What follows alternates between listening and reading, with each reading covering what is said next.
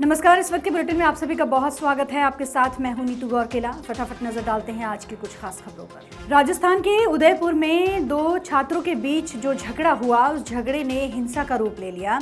दरअसल दो स्कूल में पढ़ने वाले छात्रों के बीच में किसी बात को लेकर झगड़ा हो गया तो एक छात्र ने दूसरे छात्र को चाकू मार दिया और मौके से फरार हो गया।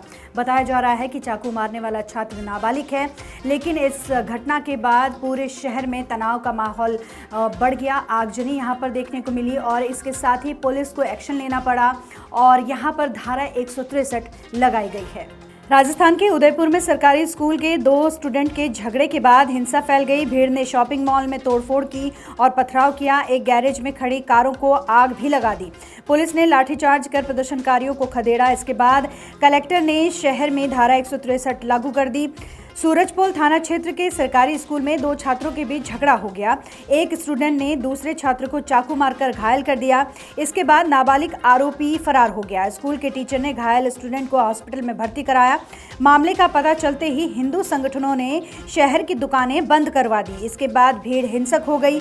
कलेक्टर अरविंद पोसवाल ने बताया कि नाबालिग छात्र को हिरासत में लेकर उसके पिता को गिरफ्तार किया गया है। कलकत्ता में आरजीकर मेडिकल हॉस्पिटल में जिस तरीके से एक ट्रेनी डॉक्टर की रेप के बाद हत्या कर दी गई, उसके बाद देश भर के अलग अलग इलाकों में प्रदर्शन किया जा रहा है। दिल्ली में भी इसको लेकर प्रदर्शन हुआ। वहीं दूसरी ओर हर जगह लोगों में गुस्सा है, डॉक्टरों में गुस्सा है। वहीं सीबीआई ने इस मामले में एक सफलता हासिल की। सफलता ये कि इस पूरे मामले को लेकर पूर्व प्रिंसिपल को हिरासत में लिया है, पूछताछ की जा रही है। इसके साथ ही एक इंटर्न भी है जिस पर शक सीबीआई की तरफ से जताया जा रहा है, उससे भी पूछताछ की जाएगी। कोलकाता में ट्रेनी डॉक्टर के रेप मर्डर मामले में सीबीआई ने पीड़ित परिवार से बातचीत की। परिवार ने अस्पताल के कुछ इंटर्न और डॉक्टर्स पर इस केस में शामिल होने का शक जताया है।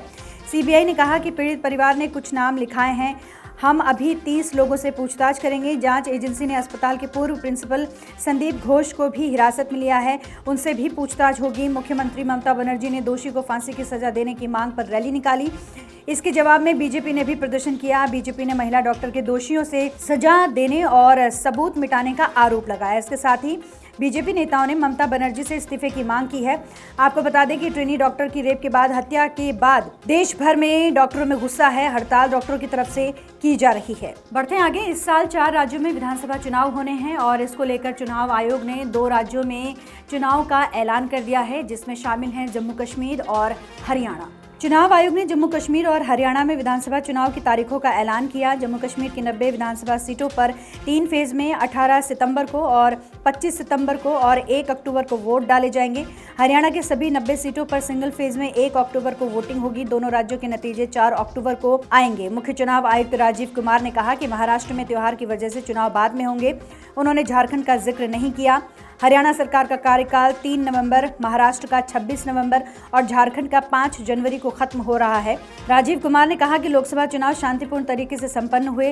देश भर में चुनाव का पर्व मनाया। लंबी कतारें दिखी। बुजुर्ग यूथ वोट डालने गए। लोकतंत्र का जीवित उदाहरण देश में देखा गया। आपको बता दें कि देश भर की 46 विधानसभा सीटों पर उपचुनाव समय आने पर घोषित किया जाएगा। इसके साथ ही वायनाड सीट पर प्राकृतिक आपदा के कारण उपचुनाव नहीं हो सकते हैं, लेकिन वहां पर मतदान समय पर होगा। बढ़ते हैं आगे। देश में रेल हादसे लगातार बढ़ रहे हैं और पिछले कुछ महीनों से देखते आ रहे हैं। कई सारी खबरें सामने आई हैं कि किस तरह से पटरियों से जो ट्रेनें हैं वो उतर गई। ताज़ा मामला कानपुर का है, जहां पर साबरमती एक्सप्रेस अचानक से पटरी से उतर गई और 22 डब्बे पटरी से उतर गए। हालांकि इस हादसे में किसी के हताहत होने की खबर नहीं है, लेकिन अफरा तफरी का माहौल जरूर बना। वाराणसी से अहमदाबाद जा रही साबरमती एक्सप्रेस देर रात करीब 2:30 बजे कानपुर के गोविंदपुरी के आगे पटरी से उतर गई। रेलवे के मुताबिक ट्रेन के 22 डब्बे पटरी से उतरे हैं। घटना के बाद यात्रियों में हड़कंप मच गया।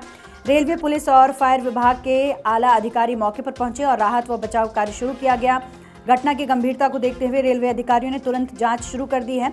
राहत की बात यह है कि इस हादसे में किसी भी यात्री के हताहत होने की खबर नहीं है। हालांकि घटना के कारण यात्रियों में भय का माहौल देखा गया। रेलवे की टीमें घटनास्थल पर पहुंचकर डिब्बों को वापस पटरी पर लाने के लिए कार्यरत हैं। हादसे के कारणों का पता लगाने के लिए रेलवे की विशेषज्ञों की टीम ने जांच शुरू कर दी है। और ये भी कहा जा रहा है, दूसरी तरफ ये भी कहा जा रहा है कि पटरी पर कुछ ऐसी चीज रखी गई थी जिसकी टक्कर होने से जो ट्रेन है वो पटरी से उतर गई। 22 जो है बोगियां जो है ट्रेन से वो पटरी से उतरी हैं, लेकिन गनीमत यह है कि कोई घायल नहीं हुआ है, कोई हताहत नहीं हुआ है, सब सेफ है। और इनको जो है बसों के द्वारा जो है स्टेशन दोबारा भेजा भी जा रहा है।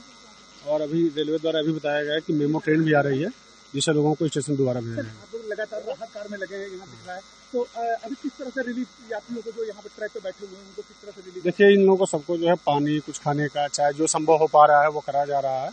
बाकी कोई जो है दिक्कत नहीं है। पुलिस के लोग, प्रशासन के लोग, सब रेलवे के लोग सब यहाँ पे लगे हुए हैं, सब सहायता कर रहे हैं। सर क्या किसी प्रकार की कोई कैजुअलिटी या इंजर्ड?